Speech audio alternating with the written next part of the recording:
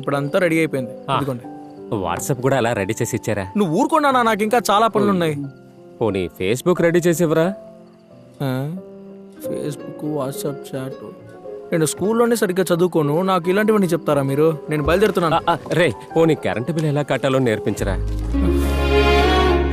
మీ ఇంట్లో చీమ చిట్టుకోమన్నా ఇన్స్టాగ్రామ్ లో రాసేస్తాడు కదా చార్ల్స్, అందువల్లే తెలిసింది. స్టోరీ అంటున్నారు, అదేంటి? ఇందులో వాట్సాప్, ఫేస్బుక్ ఇన్స్టాల్మెంట్ లో దొరుకుతుందా? ఇన్స్టాగ్రామ్ గురించి అడుగుతున్నాడు కదా. ఎరా, నా కొడుకు పెద్ద ఫిల్మ్ డైరెక్టర్ అయినప్పుడు నేను ఇలాంటి చిన్న ఫోన్ పెట్టుకుంటే వాడికే కదరా అసహ్యం. కానీ మీరు యూజ్ చేయడానికి కొంచెం కష్టంగా ఉంటుంది. అది ఉపయోగిస్తేనే కదరా తెలుస్తుంది. ఓ ఫోటో తీ. వాడిని ఫోన్లో ఎవరైనా పిలిస్తే చాలా సంతోషంగా నవ్వుకుంటూ మాట్లాడతాడు. పక్కనున్న మనమేదని అన్నాం అనుకో, ఏ ఆ ఊ ఇలా మూతిని కోతలా పెట్టుకుని కూర్చుంటాడు. మొదటి సినిమాని సూపర్ హిట్ చేసిన డైరెక్టర్ కాబట్టి అంత బిజీగా ఉండే విశాల్ లాంటి హీరో నీకు డేట్లు ఇవ్వడం జరిగింది.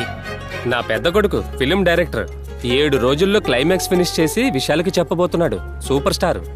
అతనేమో అయిపోయిందని రోజు ఫోన్ చేసి అడుగుతున్నాడు. It's your channel Charles techie coming with a new video. రే, అటు పక్కకి వెళ్ళర్చుకోరా, నేను ఇక్కడ రాసుకుంటున్నాను కదా. ఎందుకురా లోపలికి వచ్చినప్పుడల్లా ఫ్రిడ్జ్ తెరుస్తారు? ఫ్రిడ్జ్ అయినా ఫోన్ అయినా లోపల ఏమీ లేకపోయినా సరే అప్పుడప్పుడు ఓపెన్ చేయకపోతే మనసు కష్టంగా ఉంటుంది. నిదట్లో లేస్తే హార్ట్ అటాక్ వస్తుందంట, ఫేస్బుక్ లో చూసారు. ఇదిగో నువ్వు చూడు, రవ్వ ముద్ద తిని ఒకటి వెంటనే చచ్చిపోయాట. అద్భుతం కదా. రాత్రి 3 గంటల వరకు ఆన్లైన్ లో ఉన్నావు కదా. నేను మళ్ళీ చేస్తాను. నా కొడుకు పక్కన ఒక 5 నిమిషాలు నేను కూర్చోకూడదా? ఏదైనా ఉంటే మీ నాన్నగారితో మాట్లాడుకో, నాతో కాదు. సమస్య ఏంట్రా పెద్దోడా? ఏం లేదు, నాతో 5 నిమిషాలు మాట్లాడడానికి వచ్చారు. చెప్పాలంటావా? చెప్పాలి. ఏ శబ్దం అది? ఇది జరిగిన కదేనా? నువ్వు ఇది నమ్మటం లేదు కదా. ఈ కథలో ఒక సమస్య కూడా ఉంది.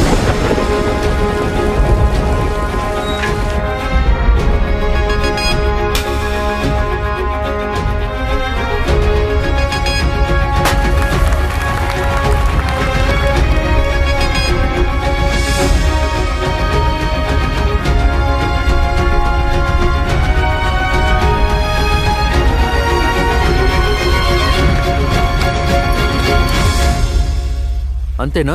ఎక్స్ట్రాఆర్డినరీ కదా. ఈ మొత్తం కథ విన్నావు కదా, నీకు ఏమనిపిస్తోంది? మొత్తానికి కథ చాలా లాజిక్ గా ఉంది.